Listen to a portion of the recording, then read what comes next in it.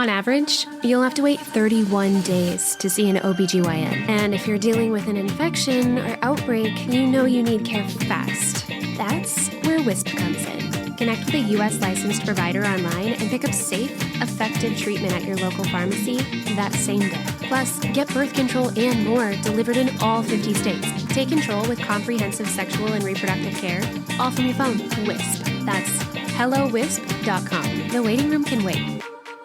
Falling in love can be either a bypass, like where we just simply ignore the grief that we might be feeling from the previous relationship or anything in our life. We can sort of use the love that we have to sort of almost numb it out, or it can be an amplifier. If you are truly present with all of your emotions and all of your experiences, it will be an amplifier. I can guarantee that for you. You're listening to Make Some Noise podcast, episode number 689.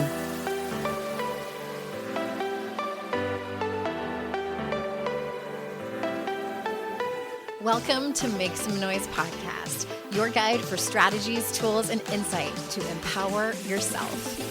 I'm your host, Andrea Owen, global speaker, entrepreneur, life coach since 2007, and author of 3 books that have been translated into 18 languages and are available in 22 countries.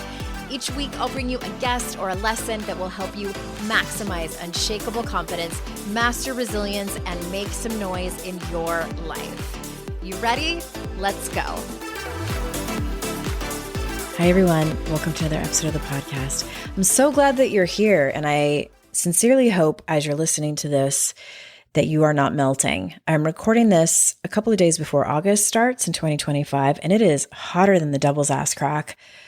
I sincerely hope that wherever you are safe and in air conditioning. Just this heat is not meant for human consumption. And I know many places in the United States are experiencing this, and Lord help us.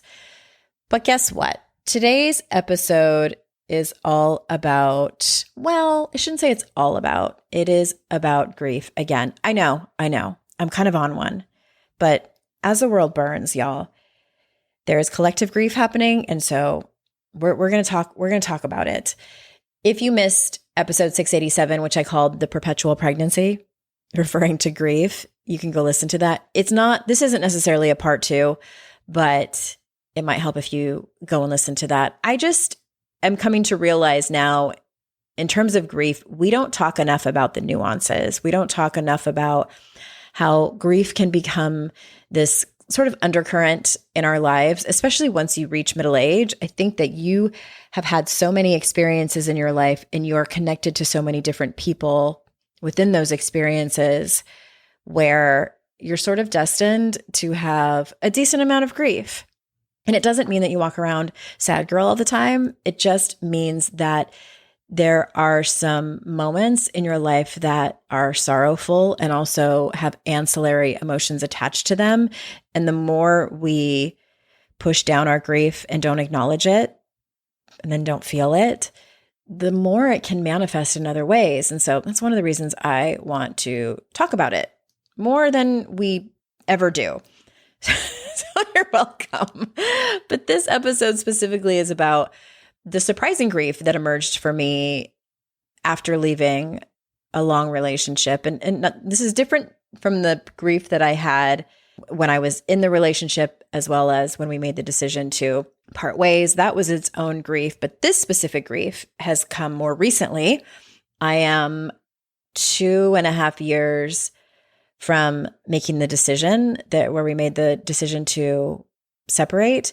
And this one, I am realizing in retrospect, so enough time has passed. And if you've ever been in a long relationship and it has ended, you might be able to relate, where you experience enough time between where you are now and the relationship that has passed, where you're able to see things in retrospect that you were absolutely blind to when you were in it.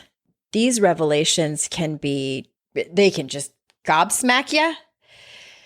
They can be incredibly sad. They can be illuminating. They can bring you joy. They can bring you growth and transformation. And I think that no matter how you feel about it, it's important to, at the very least, acknowledge it or hold it in reverence and look at it as a sacred message from whatever energy it is that protects you and serves you so that you can grow to be the best version of yourself. And that's why we're all here.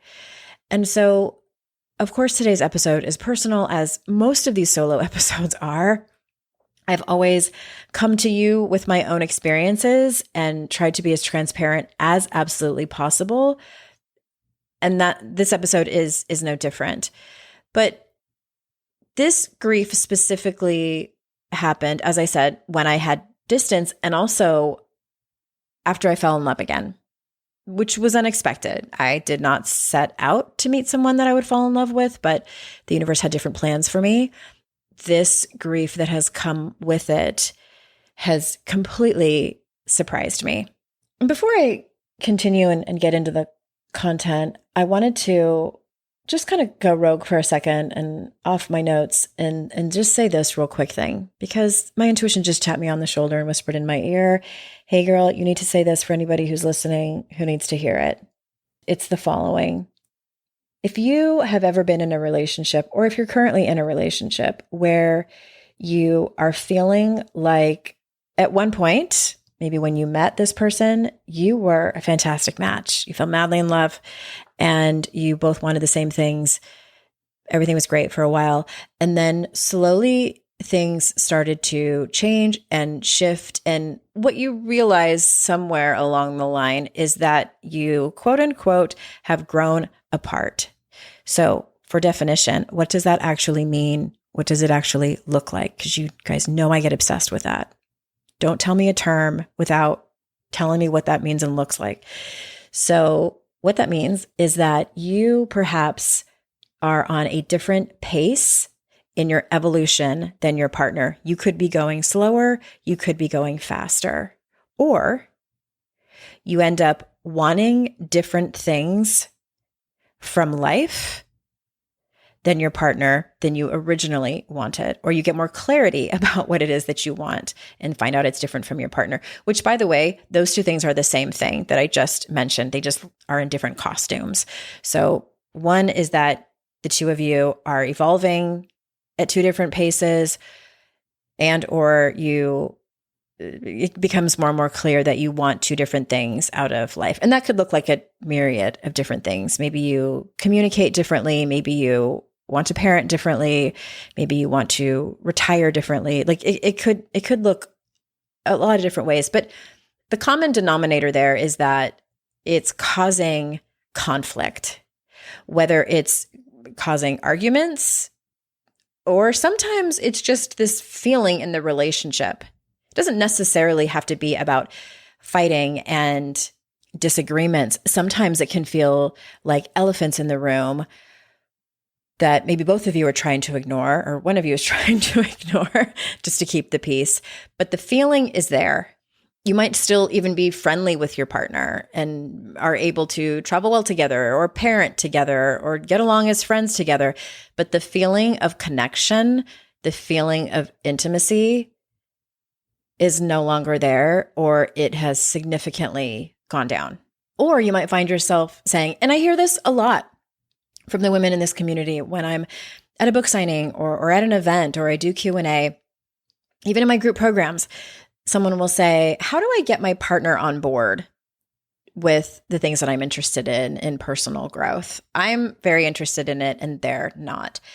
And I always have the same answer, is that you can't prescribe transformation and someone else's evolution. They have to come to it on their own. And as I did a whole podcast episode on it, when I did my 10 life lessons, when I turned 50, I'll put that link in the show notes, around the fact that people are only able to meet you at the depth that they are able and willing to go. So if you are able to go deeper and they're not, you cannot bring them to wherever it is that you want them to be, wherever you are. You can't force them to meet you there. And sometimes, especially when we love those people very much, especially when we see so much potential in them, that realization of knowing that you need to give that person the dignity of their own process and the dignity of their own journey, the dignity of their own life is devastating, utterly devastating. I know, because I've been there twice. And even in this new relationship that I'm in now, and if you haven't heard me refer to my partner of almost a year, I refer to him on the show as Dr. Fox. His real name is David. But I've told Dr. Fox, and we've had the conversation, like, we might grow apart. We're at an age now where we have enough wisdom where we're not gripping tightly onto the notion that you're the love of my life. We're going to be together forever and ever. Amen. It's truly, I love and adore you right now, and really hope that this lasts a long time, maybe until one of us dies. And I also am very clear that we may grow apart, that something may happen that neither of us like, and that is going to cause us to part ways. And that in and of itself, that is a podcast for another time, but that has allowed me to be way more present in this relationship, way more myself, and incredibly grateful for the time that I have with him. So again, that's a topic for another time, but I just wanted to say all that to anyone who might need to hear it. All right, back to the topic.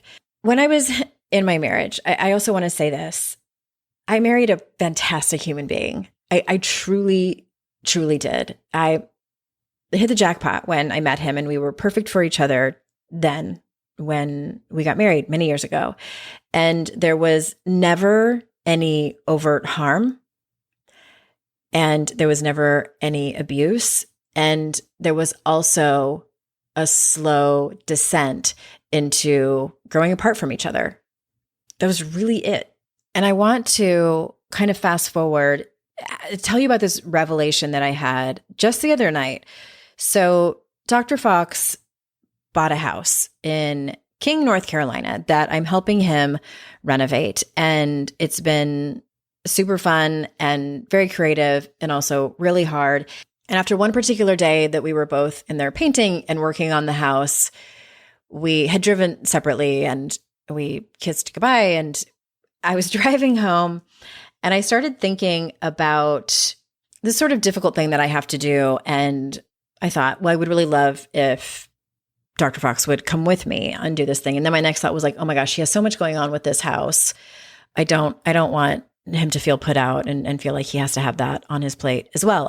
I'll figure it out on my own. Then my next thought was, Andrea, that's kind of a big deal. Like, this thing that you want him to go to, like, you guys are in a committed relationship. It makes sense that you would want him to be there for you. And then I always try to get super curious with myself, and I hope that you do too. Anytime my thoughts are like that, where I'm kind of like having this dialogue with myself, I'm like, I just get curious. And I thought, why is it that I immediately thought to myself, I don't want to put him out. I don't want to inconvenience him. And that was the word I thought to myself. I don't want to inconvenience him. And I felt like somebody had smacked me over the head. I was like, holy shit.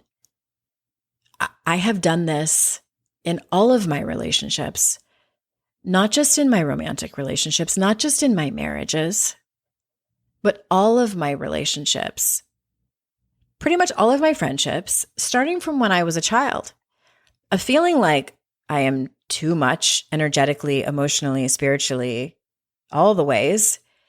And sometimes feeling like I was genuinely an inconvenience to certain people, as we all are. It happens, right? But I created a pattern where, in order to for myself to feel like I was loved and belonged, and even just like someone liked me, I twisted myself into a pretzel, did gymnastics in order to not inconvenience them at the cost of inconveniencing myself, many times to the point of self-abandonment. And here's the thing. Before I had this realization, when I started the relationship with Dr. Fox, I promised myself, this was the hardest promise I've ever made myself. I promised myself is that I was going to show up as my whole ass self. And I did that even on our first date. I asked him deep introspective questions and didn't care if someone else would label that oversharing or too much. I was like, I really like this guy, and I'm going to put all my cards out on the table. And if you can keep up with me, if you can have a conversation with me about it, fantastic. Then we'll have another date and we'll see how it goes.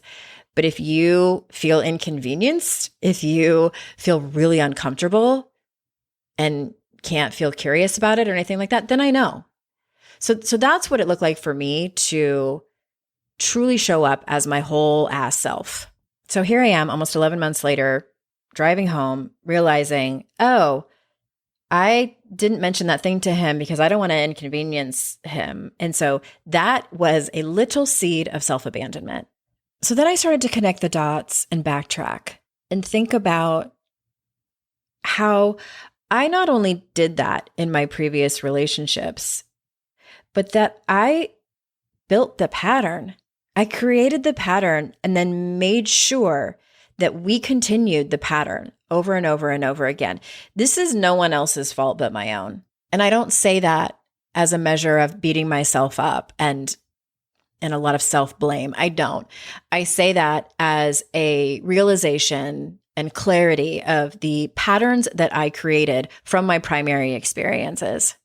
I say that with lots of compassion for myself, in other words. So I had essentially spent a lifetime shrinking to varying degrees in order to maintain quote unquote balance in the relationship, in order for everyone else to be happy except me, in order for me to convince myself that I was good. And at the time, I didn't even realize I was doing it. But do you know how it showed up? It sure as shit showed up as resentment. It showed up as resentment and control.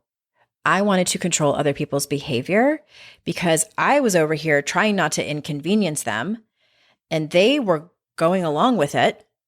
And then I got mad because they weren't behaving in a way that I wanted them to.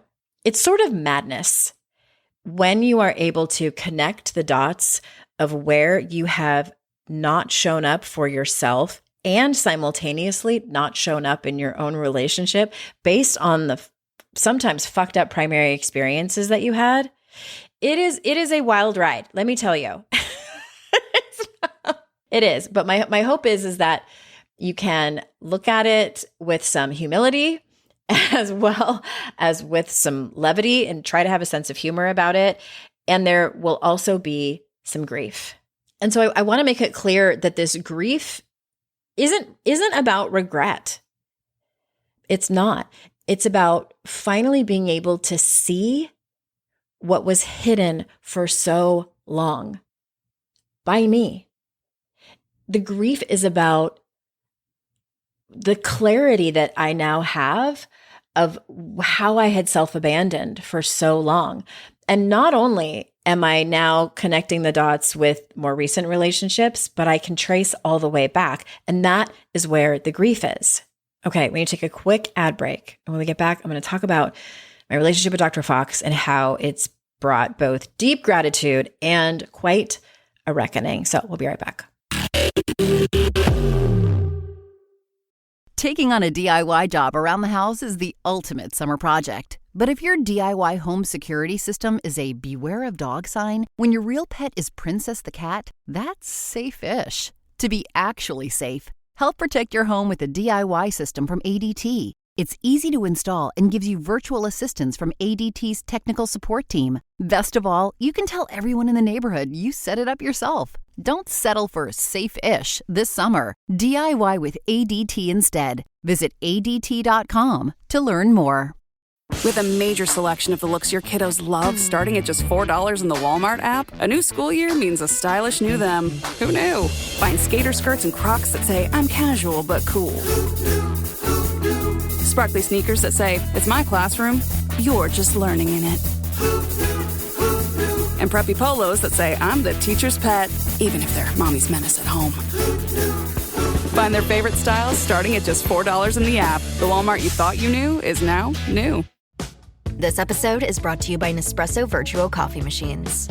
Ready to enjoy the bold flavors of barista-quality Nespresso iced coffee at home? simply fill a glass with ice and press the brew button on your virtual pop machine to enjoy rich double espressos roasted to stand up even when chilled. Refreshingly bold iced coffee, refreshingly easy to make at home. Visit Nespresso.com to shop now.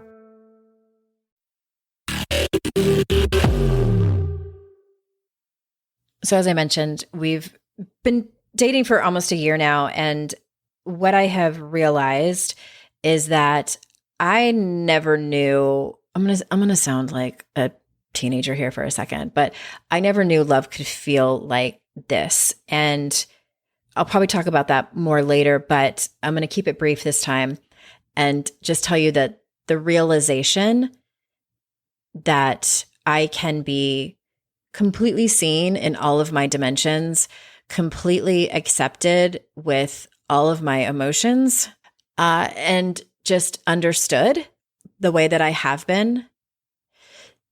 This experience and realization has cracked me wide open. And that safety and the deep conversations, the meeting me where I'm at in my own evolution transformation, the depth that I am capable of has simultaneously freaked me out and also been the most joy and love I've ever experienced. And all of this tenderness that's happened, that's not a word I ever thought that I would use, but it's truly the best word I can think of. It has unearthed grief that I did not know was still waiting. The polarity of it is what I'm experiencing. So it's sort of this paradox of healing, that falling in love can be either a bypass, like where we just simply ignore the grief that we might be feeling from the previous relationship or anything in our life. We can sort of use the love that we have to sort of almost numb it out, or it can be an amplifier. If you are truly present with all of your emotions and all of your experiences, it will be an amplifier. I can guarantee that for you. And P.S., this doesn't have to just happen like with new love. You could be in an amazing long relationship and the two of you get to a place where your intimacy increases or you're really working on your relationship. And when you focus on presence for each other and all of life's experiences that happen to you, that can truly be your amplifier, where you will see grief in other areas of your life. You will see the sort of opposite emotions that you feel when you're feeling love. In other words, the more seen I feel, the more I grieve the version of me who felt, and in some cases was, invisible. Even feeling invisible to myself. The more seen I feel, the more accepted I feel, the more I grieve the version of myself who felt invisible. So why is this important? Why is it healthy? I also want to normalize that this kind of grief is very healthy. Our bodies, our minds, there's a line from one of my favorite Florence and the Machine songs, A Sky Full of Song. She says, "Oh, the heart, it hides such unimaginable things."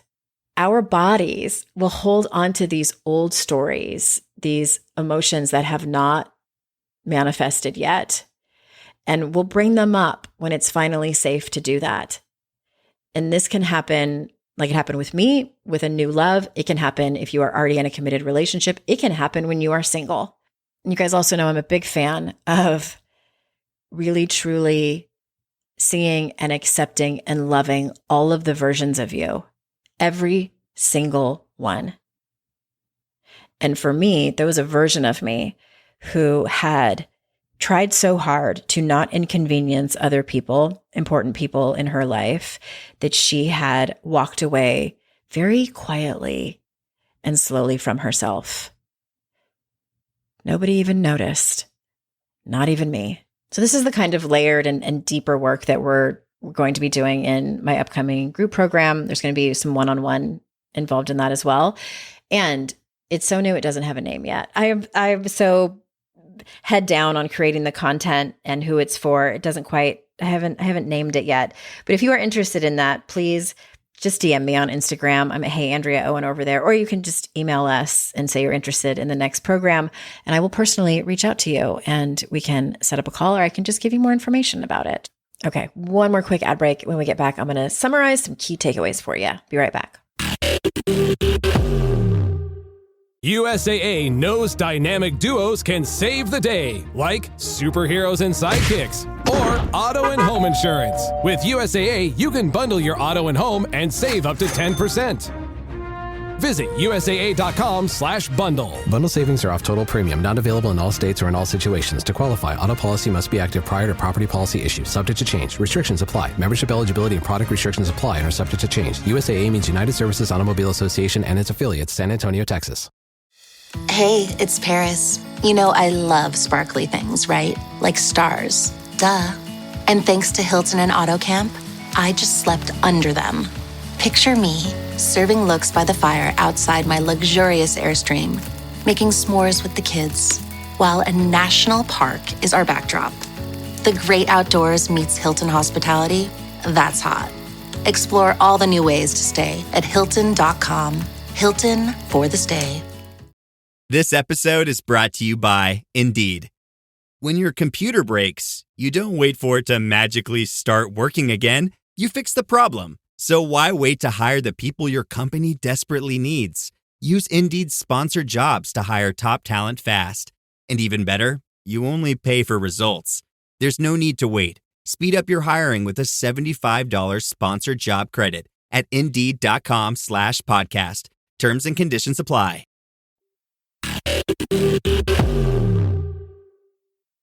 And really, just the main takeaways, and my hope is this. My hope, first of all, is that this podcast episode made sense. Because sometimes things make sense in my head, and I'm like, am I explaining that right? I hope so.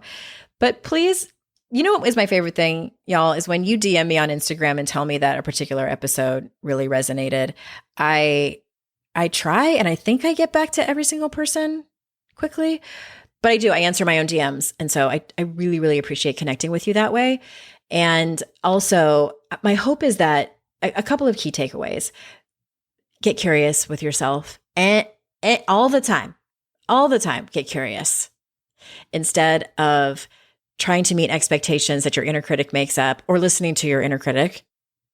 Ask yourself questions, learn how to coach yourself. Just get curious. I know I make it sound so easy, but this podcast is really about that. Is my hope is that you learn how to get curious with yourself and know that when you are present with all of your emotions, when you first get curious about them, express them as they come up, learn more about them if you aren't at a place yet where you can be demonstrative with your emotions.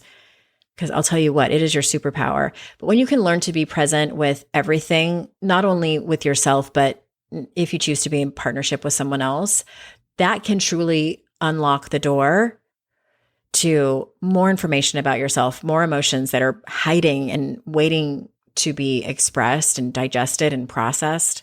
And from there, then you can learn to love and have compassion for all of the versions of yourself, whether they're still present versions of yourself in all of your dimensions or past versions of yourself. And that, my friends, is the key to wholeness and to feeling complete. It's one of the keys to feeling complete. And I cannot tell you how much more alive I feel that I have opened the window that I didn't even know was closed in terms of accepting myself, walking towards myself instead of away, being present and feeling all of these feelings that I didn't even know were just kind of dying to exist.